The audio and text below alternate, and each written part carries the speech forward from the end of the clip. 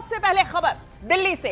JNU campus में एक बार फिर विवादित नारे लगाए गए, जहां जेएनयू कैंपस में प्रधानमंत्री नरेंद्र मोदी और केंद्रीय गृह मंत्री अमित शाह के खिलाफ विवादित नारे लगे हैं। देखिए, जेएनयू में प्रधानमंत्री और गृह मंत्री के खिलाफ नारेबाजी की गई, जहां लेफ्ट के छात्रों ने ये नारेबाजी की। उमर खालिद और शर्जील इमाम की रिहाई की मांग को लेकर ये नारेबाजी की गई। उमर खालिद और शर्जील इमाम को बता दें कि सुप्रीम कोर्ट की तरफ से बेल नहीं मिलने के बाद लेफ्ट के छात्रों ने ये जुलूस निकाला था और जवाहरलाल नेहरू विश्वविद्यालय यानी कि जेएनयू कैंपस में पीएम मोदी और केंद्रीय गृह मंत्री अमित शाह के खिलाफ नारेबाजी की गई थी, नारे लगाए गए थे। ये तस्वीरें उसकी सामने आई हैं और देखिए, काफी विवादित ये नारेबाजी की गई थी और इसके बाद अब सियासत और भी ज्यादा गर्माती हुई नजर आ रही है। पूरा मामला आपको बता दें कि 2020 में हुए हमलों के बाद में जेएनयू कैंपस के अंदर जो हमले हुए थे उसका विरोध करते हुए ये प्रदर्शन किया गया था। साथ ही साथ में शर्जील इमाम और उमर खालिद दोनों ही, जो कि आरोपी मुख्य तौर पे 2020 में हुए दंगों में शामिल, उनका नाम सामने आया।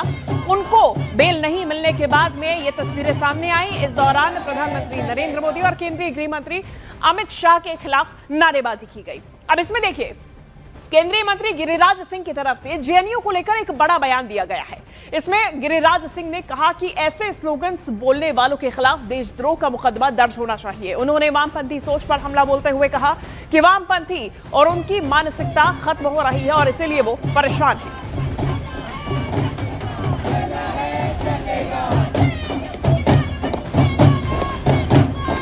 देश विरोधी मानसिकता वाले और सभी, चाहे आरजेडी हो, चाहे टीएमसी हो, चाहे वाम दल हो, ये टुकड़े टुकड़े गैंग का एक कैंप ऑफिस बन गया, कार्यालय बन गया।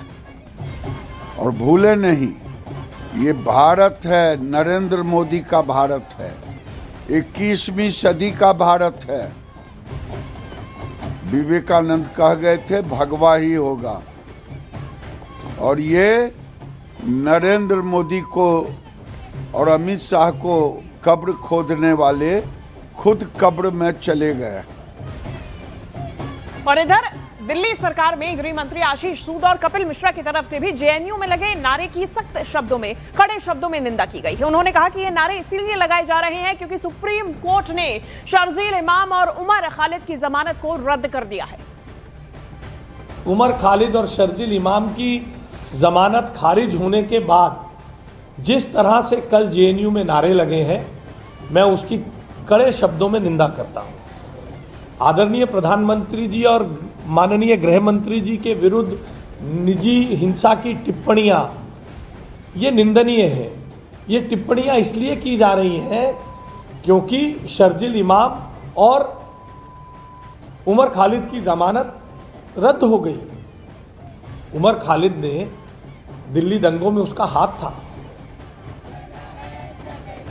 आतंकवादियों के समर्थन में नारे लगाते हैं, नक्सलवादियों के समर्थन में नारे लगाते हैं, लेकिन कुल मिला के इनके नारे केवल नारों तक ही बचे हैं। जहां नक्सलवादी होते थे वहां नक्सलवादी खत्म हो गए हैं, जहां आतंकवादी होते थे वहां आतंकवादी खत्म हो गए हैं।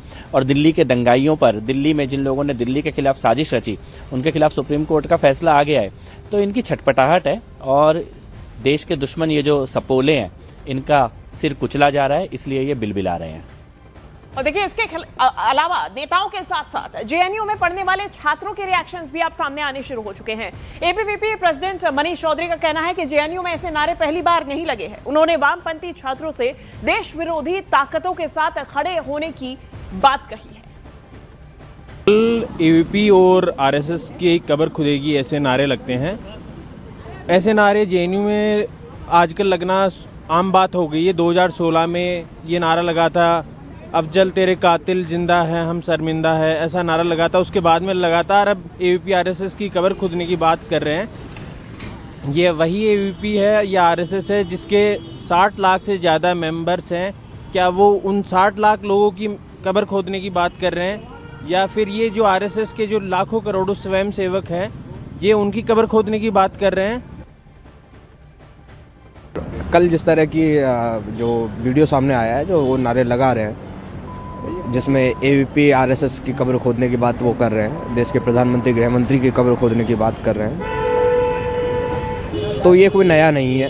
वामपंथियों का और इतिहास रहा है, पूरा एक लंबा इतिहास है उनका कि वो देश के संविधान में, देश की न्यायपालिका में उनका कोई भरोसा नहीं है। बस वो एक संवैधानिक और संविधान की बात करते हैं सिर्फ अपने आप को बचाने के लिए। और मेरी सहयोगी रचना उपाध्याय हमारे साथ जुड़ गई हैं, जेएनयू कैंपस में इस वक्त मौजूद है, जहां पे नारे लगाए गए थे इस प्रकार के प्रधानमंत्री नरेंद्र मोदी के खिलाफ, गृह मंत्री अमित शाह के खिलाफ। सबसे पहले रचना, आप ये बताइएगा, ये जो जेएनयू कैंपस के अंदर ये नारे लगाए गए थे, ये कब लगाए गए, कहां लगाए गए, किस तरीके से, कौन कौन लोग इसमें शामिल थे जिनकी तरफ से सरकार विरोधी नारे लगाए गए हैं? देखिए शिवांगी, कल रात को यानी कि 5 जनवरी को जेएनयू कैंपस के अंदर गुरिल्ला ढाबा है, वहाँ पर लेफ्ट पार्टी के जितने भी दल हैं उन सब ने मिलकर एक प्रोटेस्ट पहले से ही ऑर्गेनाइज कर रखा था, क्योंकि 20 में जब यहाँ पर दंगे हुए थे तो उसकी बरसी के तौर पर इन्होंने, यानी कि 6 साल पूरे होने पर वहाँ पर एक प्रोटेस्ट रखा था। और प्रोटेस्ट के बाद पहले तो उन्होंने शुरुआत की धीरे धीरे उस प्रोटेस्ट को लेकर कि किस तरीके से यहाँ पर जेएनयू में दंगा हुआ और यहाँ पर मारपीट की गई थी, वो सारी चीज़ों को लेकर। और धीरे धीरे जब ये प्रोटेस्ट बढ़ा तो वो बात पहुँची शर्जिल और उमर खालिद की जमानत ना मिलने पर, उसमें तमाम तरीके के विवादित बयान भी दिए गए।